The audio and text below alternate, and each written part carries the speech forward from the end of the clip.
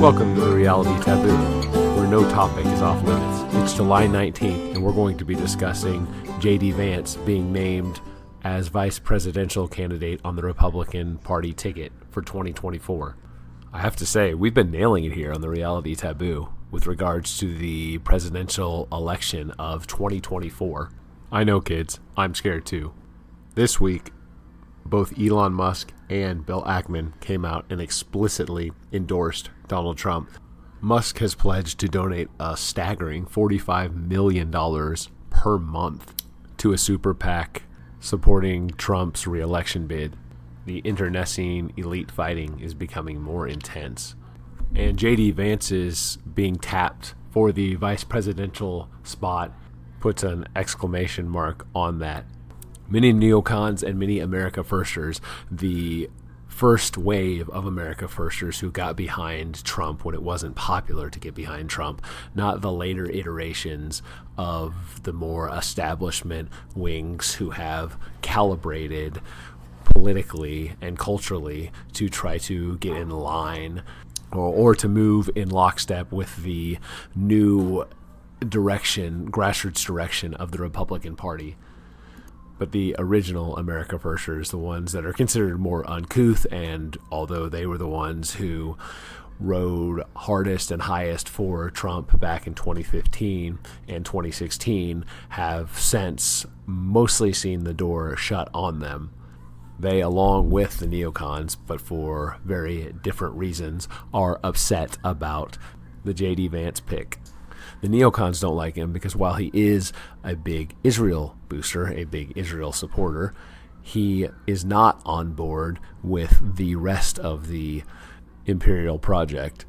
Most notably, he's been critical of the continued U.S. funding of the war in Ukraine against Russia, and is not on board with although he is rhetorically a China hawk, he is not on board with military support, direct support, and serious saber rattling with China over Taiwan.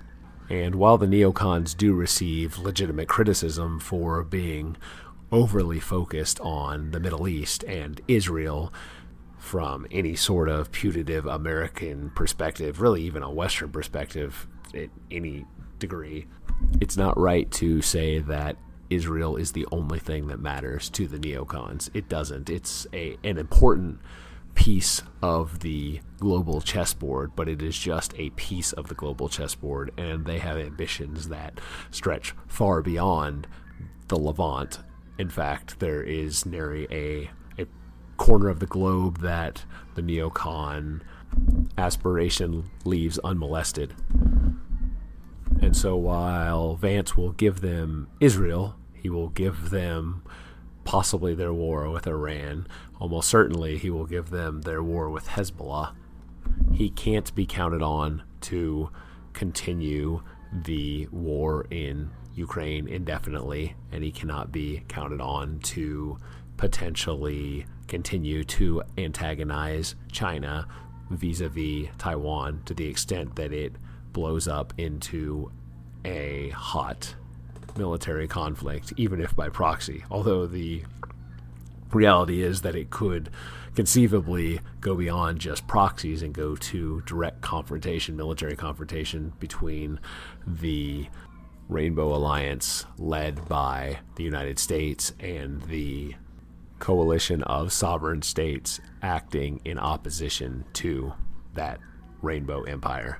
And that opposition being led, of course, by China and Russia and the other BRICS nations, with increasing affinity being shown by the global South. The America Firsters, in contrast, don't like the Vance pick because he is an Israel Firster from an America First perspective, from a hard America First perspective. He treats Israel as though it is the 51st state.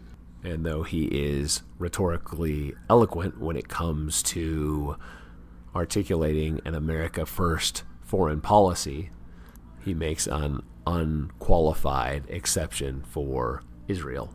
And why I alluded to earlier that we've nailed this is in viewing the current events through a lens of elite theory. The assessment I've offered is that we are seeing, in the wake of the October 7th attacks and the coming off of the reservation by a significant portion, a minority for sure, but still a significant portion of the outer party, in terms of criticizing Israel as an apartheid state and a colonial power and white supremacists and all the other attacks that have been directed over the last decade acutely and the last couple of generations more broadly against heritage America and the Western world and that of the Occident, of people of European descent. That criticism being turned on Israel, with the Palestinians as the victim of all of that terrible aggression, and that continuing in spite of all the cultural messages being sent that this is an unacceptable position to hold and that it is not like previous social protestation movements a la Black Lives Matter, where there are severe negative consequences that can come about from having the wrong opinion on this. And that opinion, the wrong opinion, is really believed to be a wrong opinion, not a pretend wrong opinion that's actually celebrated by all the institutions, all the cultural forming institutions and all the institutions of higher power, which was the case with Black Lives Matter and street protests against the alleged fascism of the MAGA movement and of the Trump presidency. In the case of supporting Hamas, even though the leftist value system, the reigning value system, if taken to its logical conclusions, existing within its own bounded rationality, would lead to support for the Palestinians specifically and the Islamic world against Israel more generally. That is not a sentiment, not an orientation that inter-party elites can countenance. Put more simply, the neoliberal establishment has created a sort of Frankenstein monster now that they are worried. Some of them, the more astute ones, I would argue, are worried has gotten out of control, and there is no longer a confidence in many of the elite members that it can be reined back in, given the current zeitgeist. And so the zeitgeist has to change, and that means shifting resources and cultural and political power away from the anti-heritage American orientation that has characterized American culture really since the 1960s, with some reprieve in the 80s and early 90s, but certainly the last decade, when the dial's been turned up to 11. And that's causing the Bill Ackmans and the Sean McGuires of the world, wealthy, uber wealthy, hedge fund managing elites, to overcome their allergy, their instinctive negative reaction to the culture and concerns and worldview of middle American Gentiles, frankly. Largely Christian culturally for certain, where opposition to continued immigration and opposition to offshoring and the reduction of American manufacturing capacity, things that guys like McGuire and Ackman and Elon Musk would look at as instinctively Luddite and economically sclerotic and chauvinistic, bigoted, backwards, hidebound. There are a lot of different descriptors you can use, but something that multi-billionaire hedge fund managers would look at in good faith in an attempt to understand and even to some degree adopt as a shared set of positions that they support, was seemingly unthinkable until just the last couple of years. And these leading figures and their status-driving hangers-on are not going to become Andrew Torba Christian nationalists anytime soon.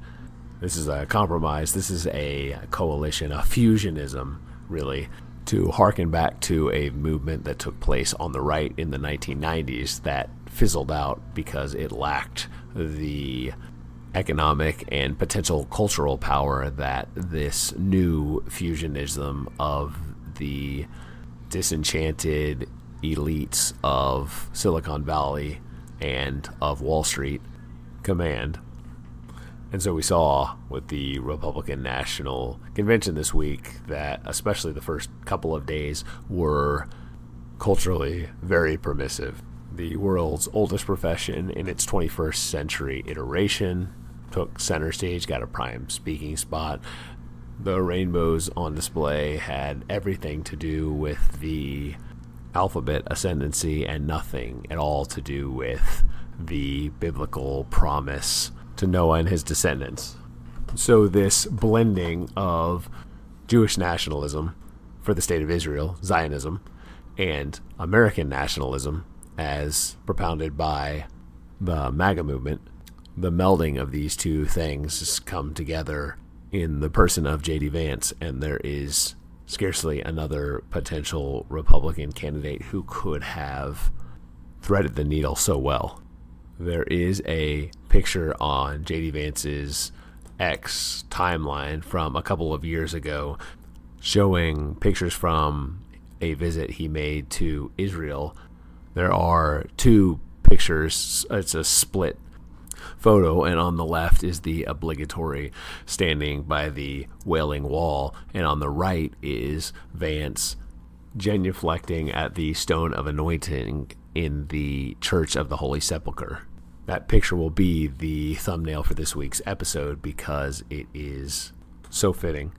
A long-standing gripe of the immigration restrictionist movement in the United States and the Western world more generally is that Israel is permitted to have very secure borders. The October 7th incursion notwithstanding, the country has a wall. It has militarized checkpoints and no compunction about deportation of non-citizens who violate residency requirements.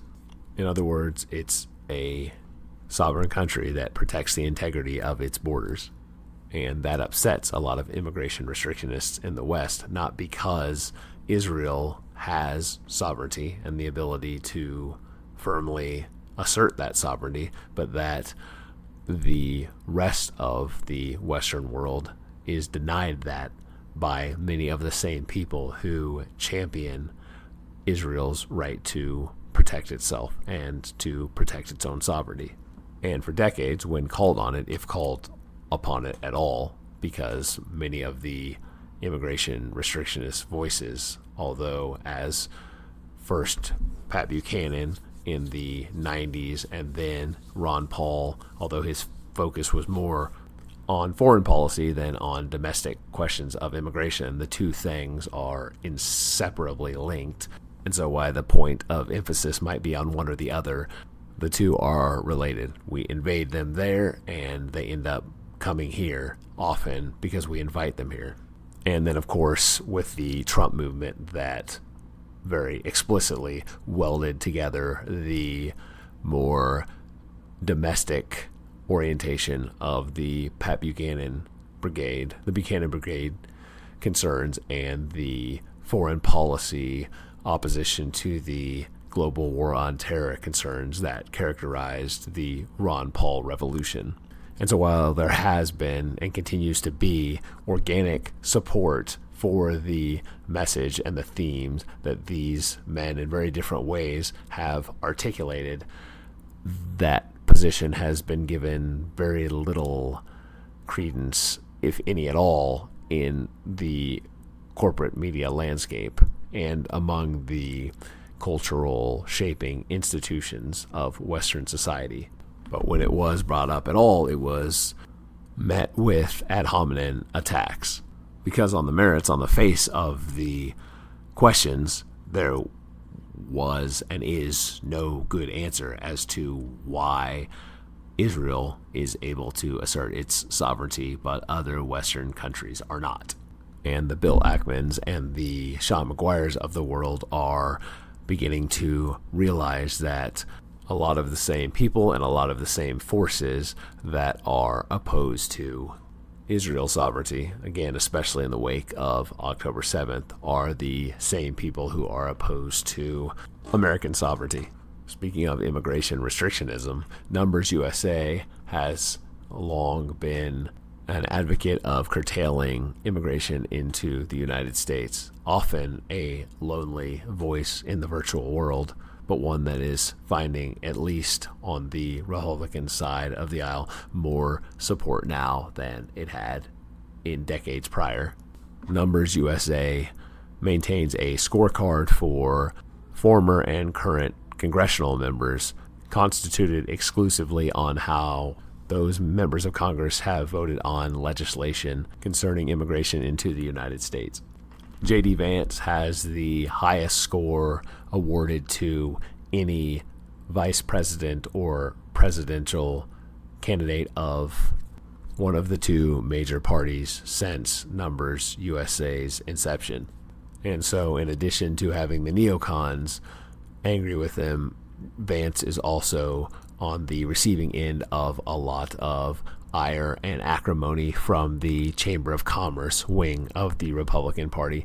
But the MAGA movement's plan to offset that appears to be in courting support from the labor movement, with the head of the Teamsters, the nation's second largest union, delivering a prime time address at the Republican National Convention this week.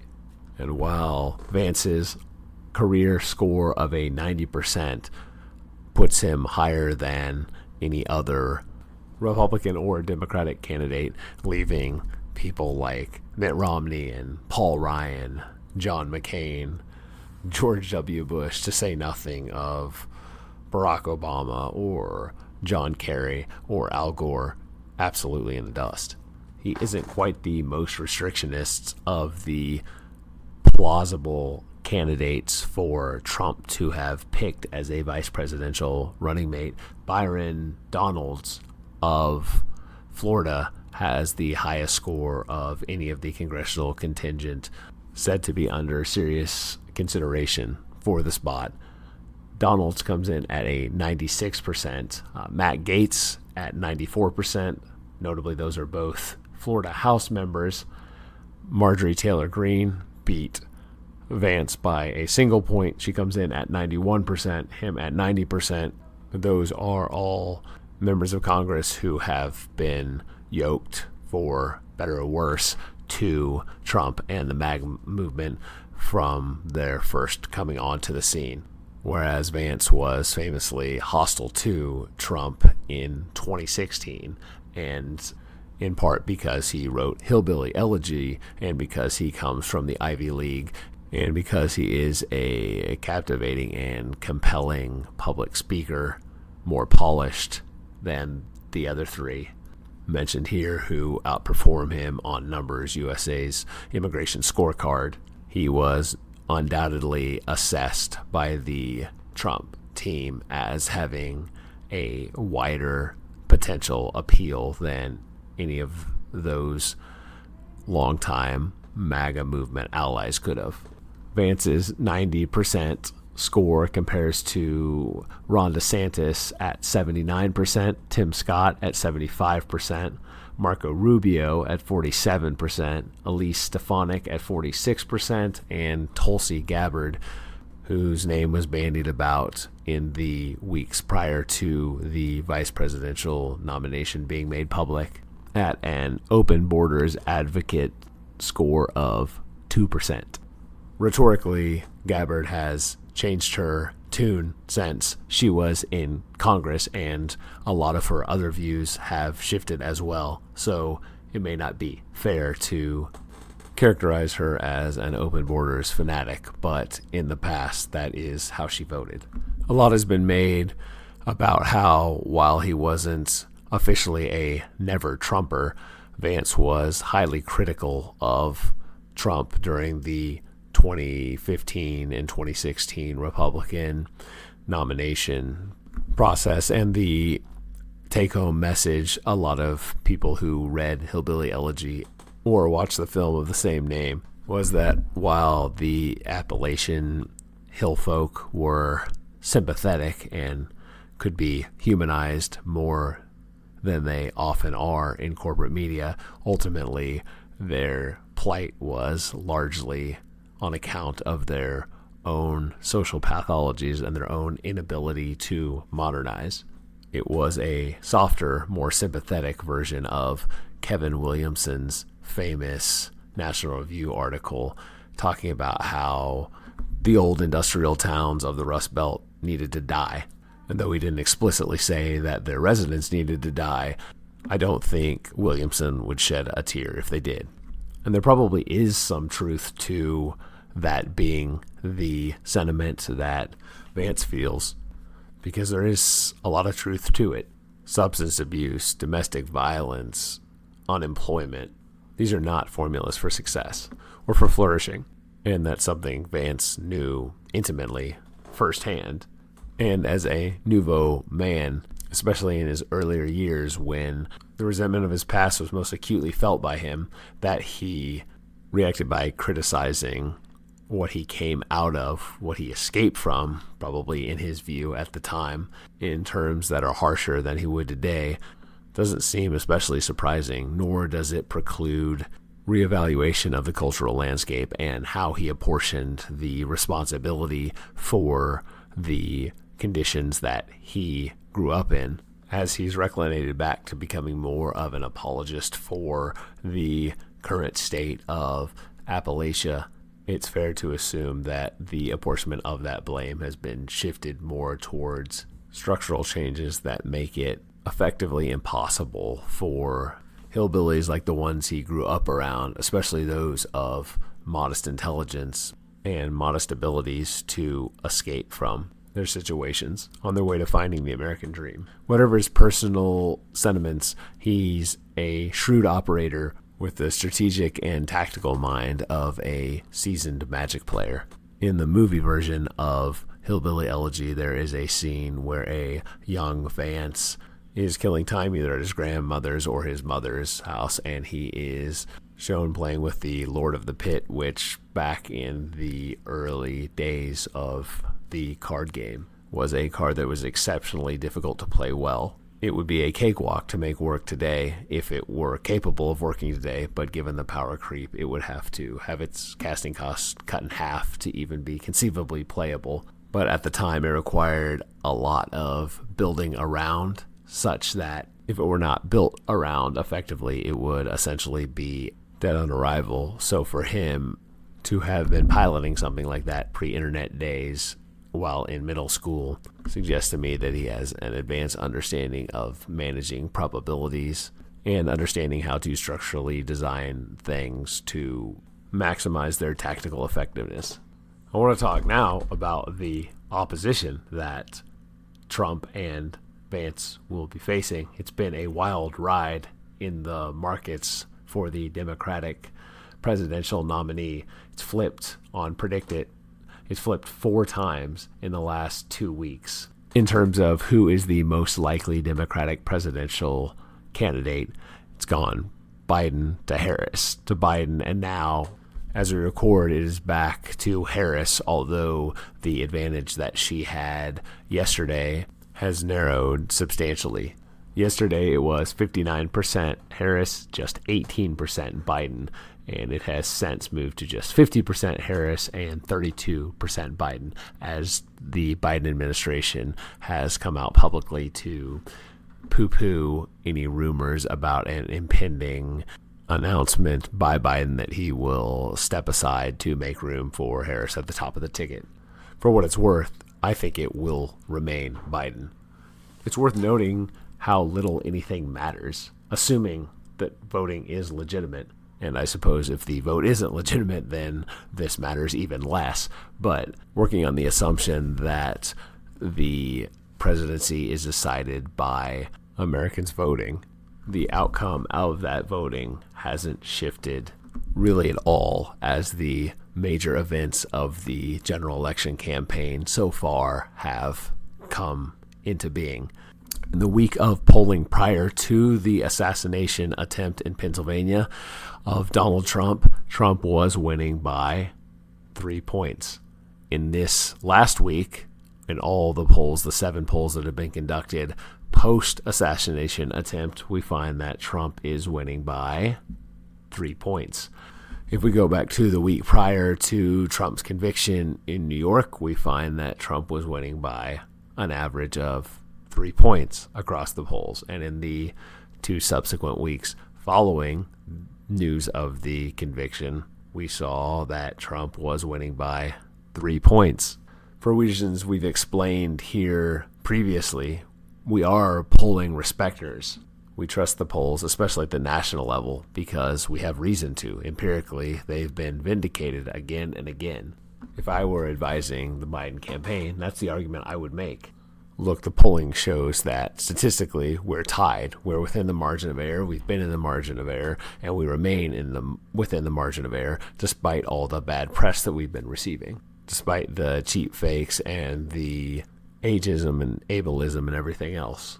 Speaking of things not changing, Biden's black support continues to be the most robust and reliable contingent of his electoral coalition. YouGov economists ran a poll this week asking respondents who they'd vote for in a Biden-Trump matchup and a Harris-Trump matchup, and Biden did 4 points better against Trump among blacks than Harris did. This despite the alleged gaffe Biden made when describing Lloyd Austin this week. And it's about making sure that, look, I mean, for example, look at the heat I'm getting because I named the Secretary of Defense to a black man. I named Ketanji Brown. I mean, because of the people I've named. That's not perceived by the vast majority of blacks as patronizing or condescending. Or if it is patronizing, it doesn't have the derogatory connotation that word often does in the American vernacular. Biden is intentionally trying to deliver to black Americans. It's what you want in a political leader, a leader who actively does things in your interest instead of just doing what he already wants to do. These things don't come naturally to Biden, but he does them anyway because he perceives it's in his interest to do so, and he's done so reliably for nearly 2 decades now. What have you done for me lately? Line of thought, the 90s crime bill doesn't register. He's walked the walk by being Obama's loyal lieutenant for 2 terms. And nobody cares that he talked about how Obama was an articulate black man during the 2008 primaries. Just like they didn't care about the "you ain't black" comments from the 2020 election, and they're not going to care about this putative latest gaffe about referring to a black man as a black man. Speaking of Lloyd Austin, that provides a nice enough segue into a disheartening result from that same YouGov economist survey that was run over the previous week. This question having to do with NATO, and NATO is effectively the vehicle through which the American military empire operates. It provides the international and diplomatic patina of cooperation and consensus, but it is an American-funded, American-led, American-directed military manifestation of what the empire wants to do and who that empire wants to do it to. It is always America potentially at war with some other country in NATO that is being aggressed upon. There is never any situations where other NATO members, non-American members of NATO, on the cusp of intervening in some conflict or dispute on America's behalf. There's not much these members could do on America's behalf, even if they wanted to, but those decisions aren't theirs to make to begin with. So from the Economist YouGov poll, the percentages of Americans who would like the United States to withdraw from NATO is 14%, with 54% saying the United States should remain in NATO, and the residual 32% saying they are not sure. Among Biden voters, just 2% think the United States should withdraw from NATO. So effectively that the United States should dismantle its military empire, because NATO is, again, the vehicle through which so much of American military action is justified. 83% of Biden voters want the United States to remain in NATO, and 15% are not sure.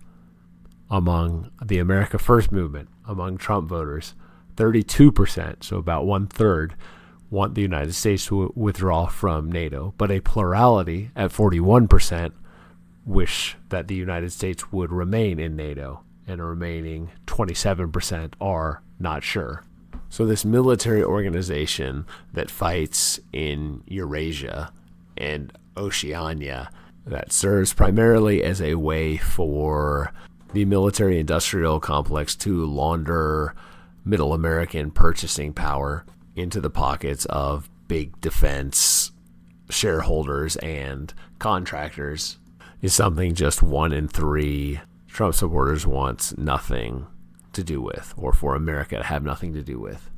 Incidentally, too, this is another example of the white liberals, black rednecks phenomenon or heuristic that Thomas Sowell helpfully pointed out, that we talked about in a previous episode. So while just 2% of Biden voters want the United States to withdraw from NATO, 8% of blacks do. And given that most blacks are Biden supporters, that also means that among white Biden voters, the percentages who want the United States to withdraw from NATO are effectively 0%. Statistically, probably do register as 0%, even though those crosstabs aren't made public to us, given that blacks are 4 times more likely to want the United States to withdraw from NATO than Biden supporters as a whole are, and given that the vast majority of blacks who will vote in the United States in 2024 will vote for Biden,